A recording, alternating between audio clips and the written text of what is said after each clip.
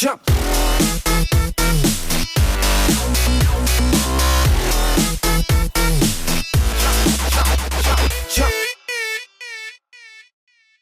Hey guys, I'm testing out my new camera today, so that's awesome.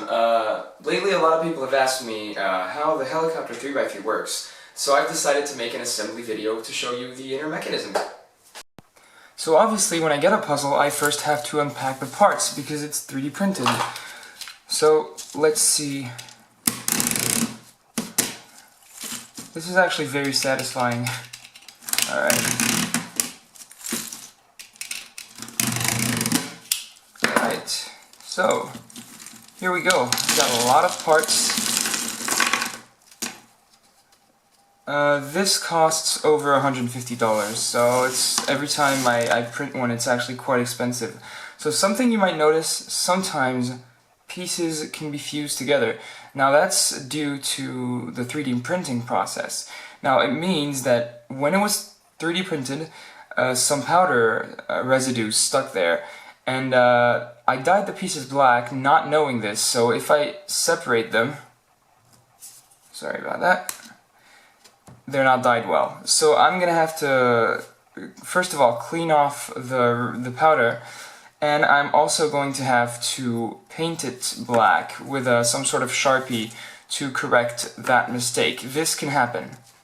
Okay, I got my Sharpie because I didn't expect this problem to happen. It doesn't happen all the time, so just a small detail. It wouldn't have happened if I had taken the pieces out of the sinter box before dyeing the pieces. But since I was dyeing about 10 puzzles at the same time, I didn't want the pieces to get mixed up between different puzzles. Alright, so for some reason this one looks like the powder is actually hard and not soft like it usually is when some pieces are not printed well. So I'm gonna have to remove this. I'm gonna speed up the video anyways.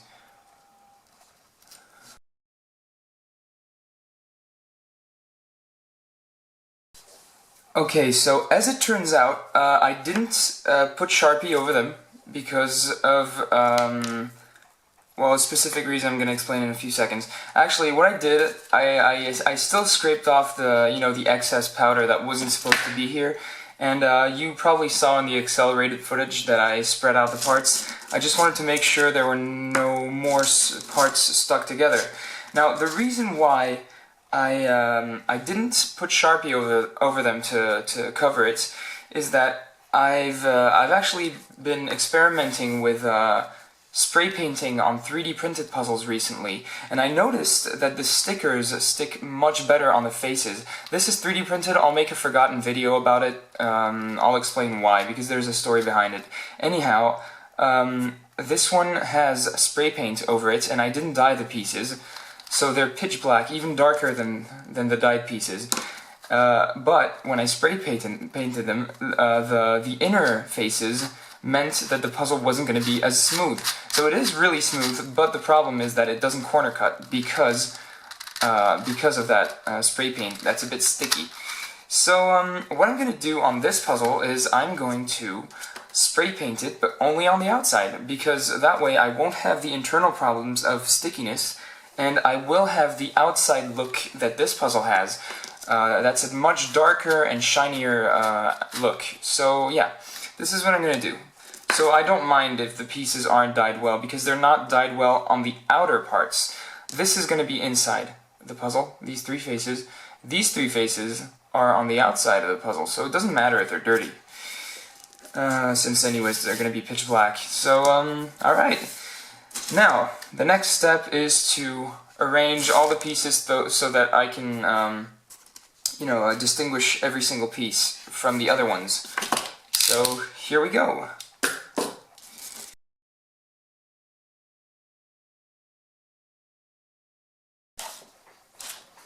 Okay, so I've cleaned up a bit, and you'll notice I put every single unique piece in different goblets, basically. And so for example, you have these pieces here that are in this goblet, these pieces here.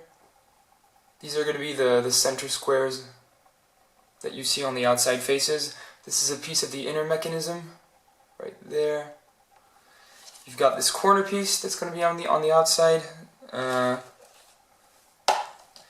You've got this piece. This is also going to be on the outside. You see these two faces. They're part of the edge, and basically this is where you put the corner. So it's this way that you assemble them later on.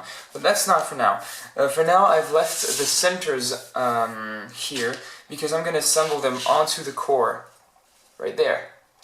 You'll notice that this core has exactly 18 holes, so 12 for the helicopter turns and 6 for the face turns, the 3x3 turns. And there's this little piece here. It's hidden inside the mechanism. I don't know if you can see it, but anyways, it's a piece that was supposed to be in the mechanism, but it turns out it only causes lockups and it's kind of useless. So I've decided to just leave it out. So basically, these little pieces are useless. I'm still going to show you where they're supposed to go later on. So now I'm going to use my screwdriver, my screws, and I'm going to assemble the core with 18 screws.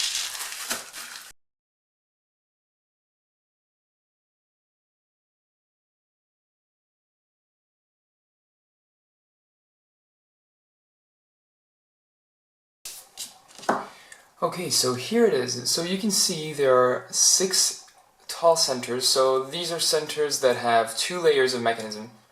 I don't know if you can see. So yeah, 1 layer, 2 layer, right there.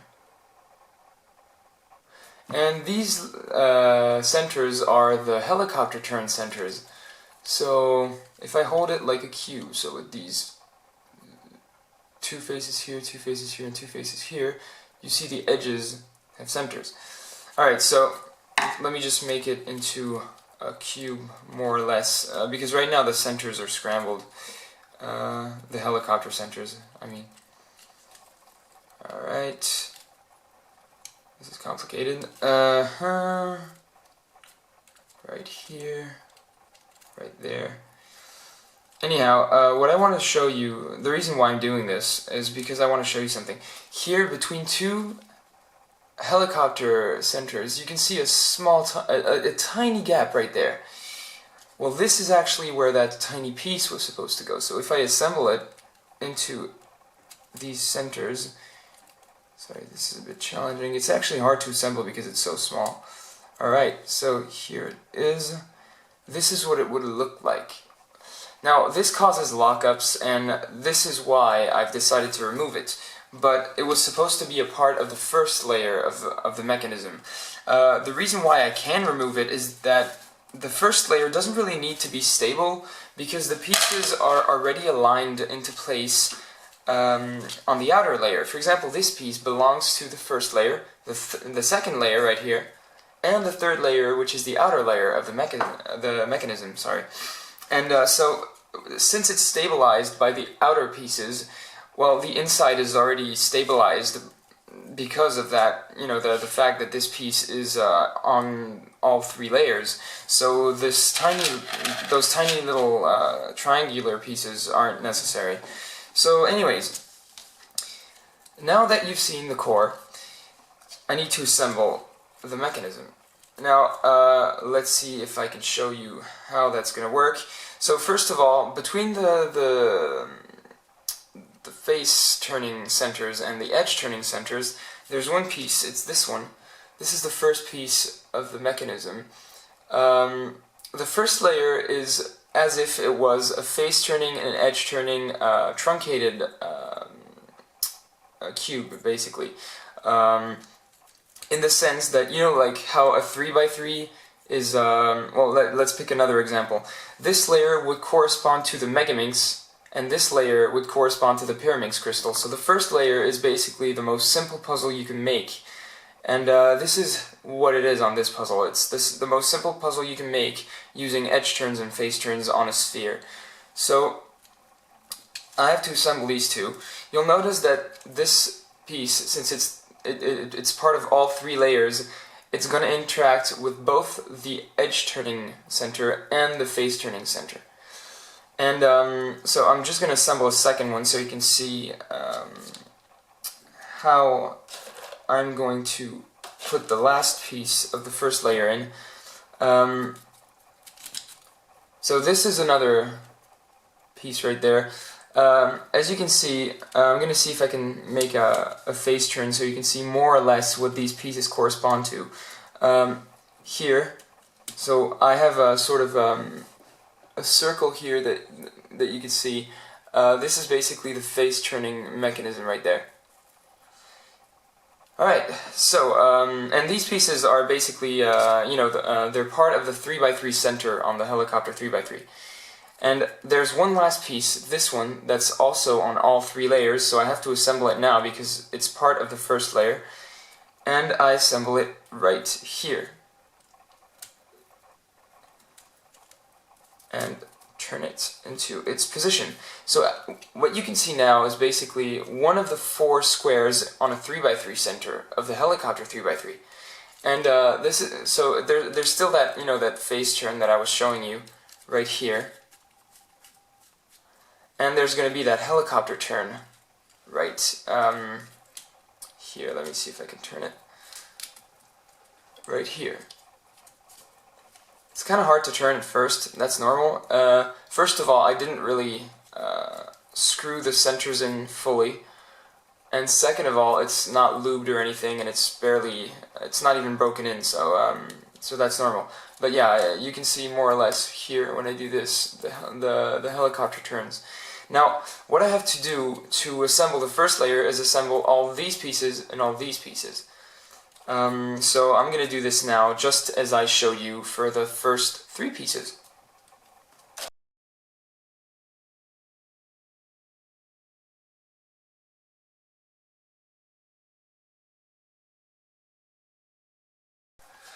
Okay, so those who can see 2,400 frames per second, you probably noticed that I was playing around with these pieces when I was assembling them. That's because I'm breaking in the pieces as I go. That way it's going to be easier to break in later on. So now that everything is assembled, I need to check the tensions of every single turning axis. So I'm going to need to basically adjust the tension of the tensions of all the centers just to make sure that everything's fine. This is perfect. See, it's a bit tight. But that's fine because you're going to turn big faces, so the force is actually going to be divided by 2. So same goes for this side here. I'm probably going to screw in this edge here to make this axis tighter here, and this one as well, because this one's way too loose. This one's fine, so I'm assuming this edge here is fine.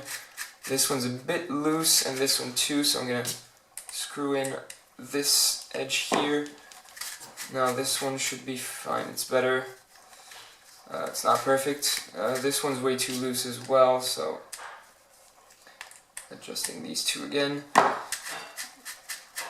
A bit loose here as well. This one is almost fine, but this should be adjusted as well.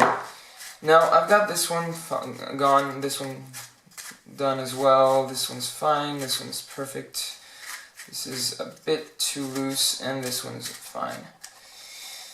So I need to adjust the tensions of all adjacent. If there's only one that's loose, I need to adjust the tensions of all adjacent centers. So this is something you learn with time, basically. So this is good. This is fine. A bit tight, but it should be fine. Yeah, that one's fine. Alright, one more adjustment, mainly on the three centers here, not this one, because this one's too tight already. And that should be perfect. Alright.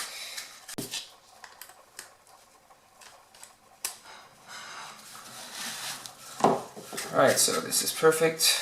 This is perfect. This is perfect. Alright. I am going to tighten this a bit, and it should be fine.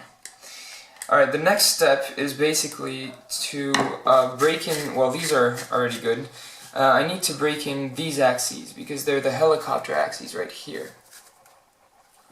Now, this is going to be a bit complicated if I don't add another piece to the to this turning, well, axis right here, this whole set of pieces, because they tend to be a bit squishy because they fall in here.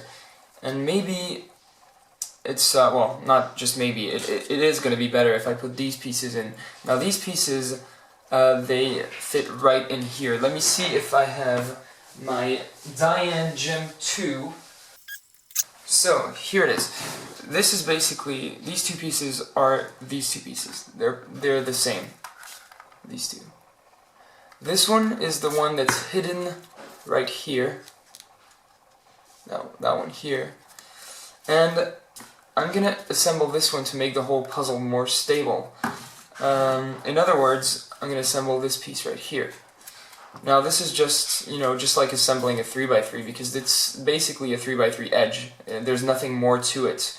So I just need to force it in like a 3x3. Now you'll notice that it was easy for me to force in this piece because I could pull on that center. Now the reason that is so is because I did adjust the tension here, but I did not adjust the tension on this screw right here, which is basically the center, the face turns.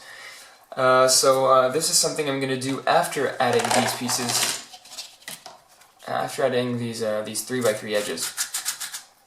This is already quite smooth, so that's nice. Anyways, I'm just going to assemble these 12 pieces and I'll carry on from there.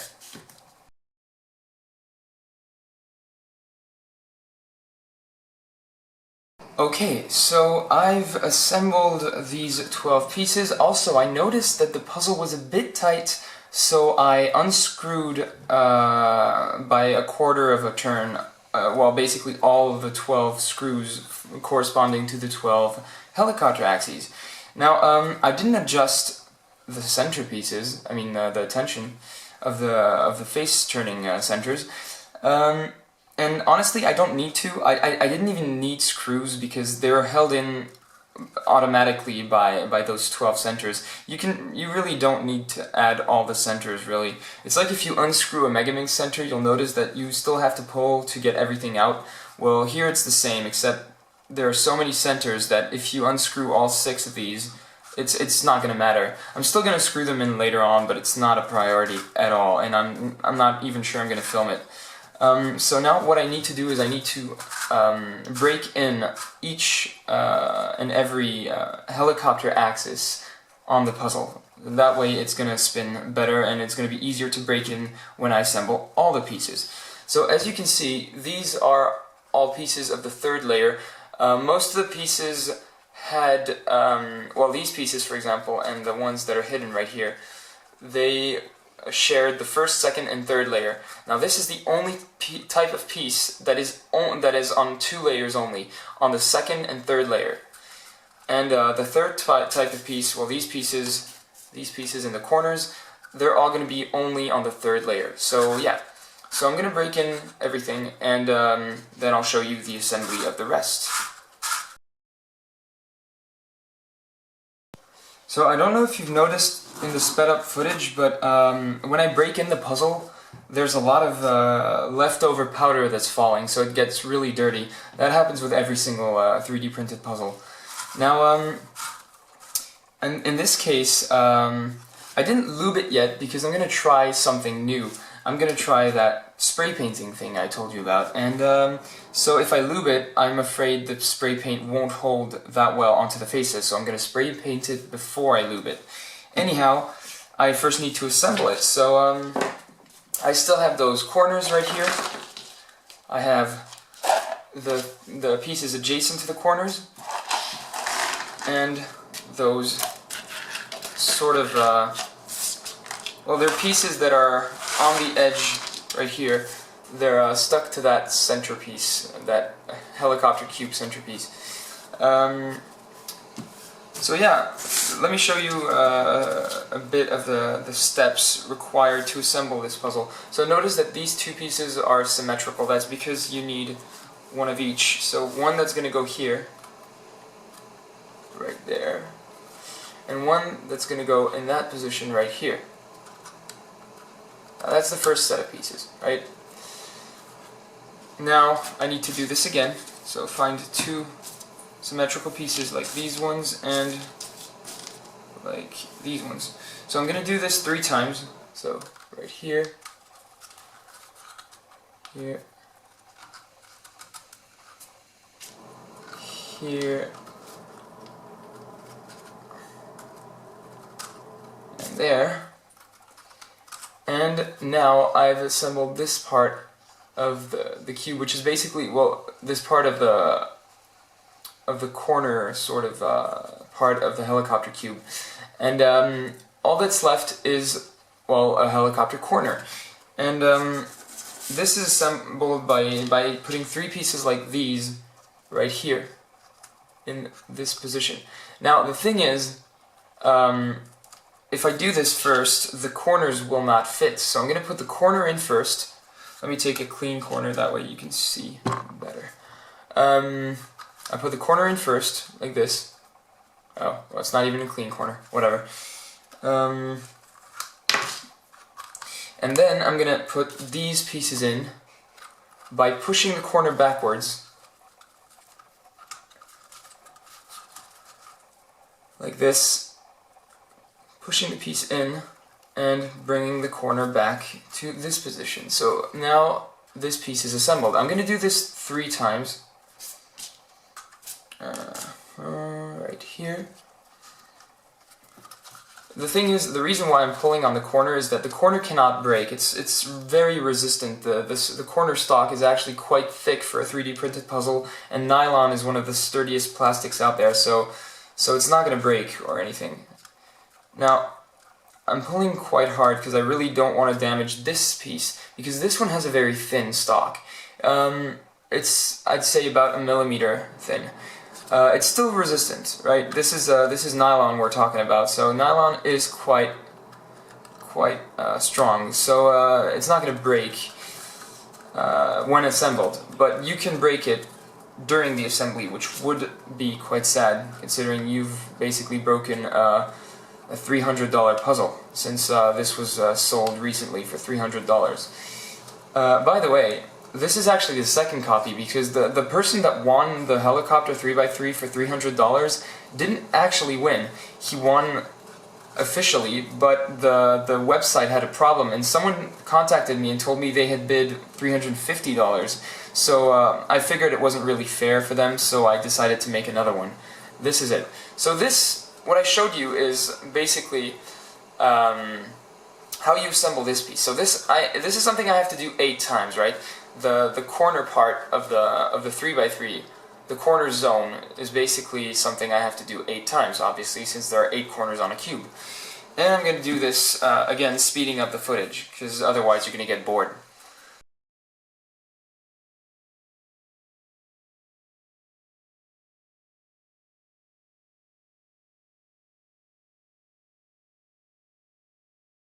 Alright, so here it is. I've assembled it, and it spins quite reasonably. I still need to break it in, so that's what I'm doing right now. Also, I did want to take a moment in this video to congratulate the Maoisha, because he's the first cubing channel to ever reach 1 million subscribers, and that's insane in my opinion. You're probably going to see a few of my puzzles on his channel in a few days. Or maybe he already released the video by the time I publish this one. But seriously, Miguel, congratulations. It's incredible what you've accomplished. And thanks for showing us that really if you give it your all, you can really accomplish anything with your passions. So yeah, really congratulations and great job again for reaching the 1 million. Alright, so wow, this is a bit tight. Anyhow, yeah, I'm gonna need to break it in a lot. Also, now there's one last step before I start adding lube. So that's what I'm gonna do first, and it's spray painting the faces. So I'm gonna skip to that part now. I'm gonna bring the camera with me in the basement, and this is probably gonna be the lowest quality film that I have done in the past few months. Because, well, I'm going to be in the basement and I'm too lazy to bring all the lighting equipment with me. So yeah, let's go. Okay, so this is basically where I spray paint my puzzles. So I'm just going to put a small layer, try not to overdo it from far away. It's probably going to give a better result. But I need to make sure those white faces, you know, those white bits here that aren't dyed properly, still end up looking black. Alright.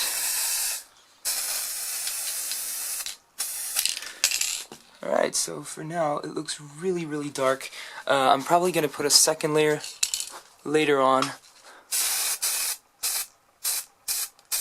Alright, here, just finishing off what's not well, or at least not properly spray painted.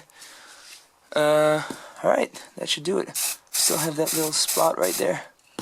Perfect.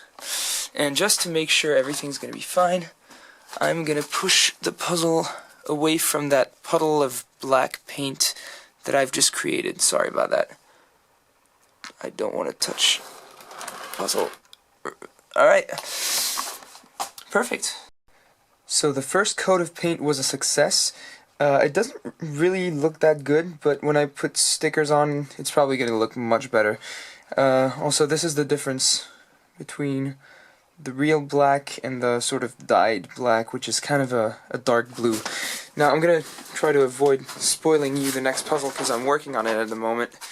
It's next to the belt sander. Anyhow, so I'm going to do the second coat, and after this, I'm just going to wait. Okay, I may have put a little bit too much at the end, but it should be fine. I'll just check it in 3 hours and see how it went regarding the drying process. Alright. Alright, so here we are. This is the painted puzzle.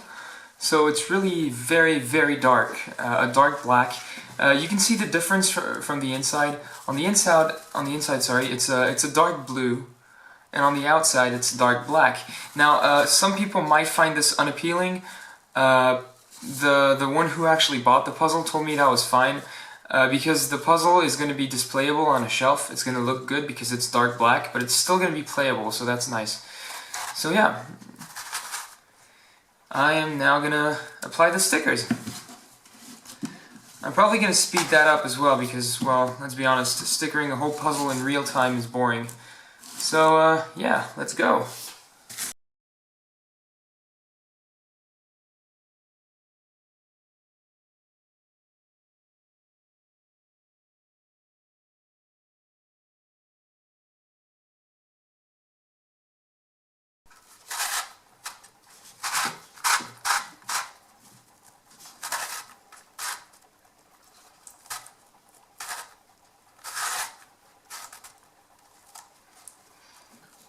Okay, so I've stickered the whole puzzle and I've started breaking it in, so now it's really smooth. Yeah, it's quite good. I'm pretty satisfied with it. I made a mistake on the back face with the stickers. I don't know if you can see that, but one of them's dirty, and well, I'm gonna send an extra sticker set to the person who ordered that puzzle from me. Anyways, he told me I could experiment on that puzzle, and he doesn't mind, so it should be fine. So yeah, so this is it. This is how you assemble a helicopter 3x3. Anyhow, I really hope that the person who bought this is going to be happy with how it looks and how it turns. So yeah. Hey guys, I hope you enjoyed the video. If you did, let me know in the comments section below if you want me to make more of these assembly videos. And yeah, like my Facebook page, my Twitter, subscribe to my YouTube, and I'll see you next time.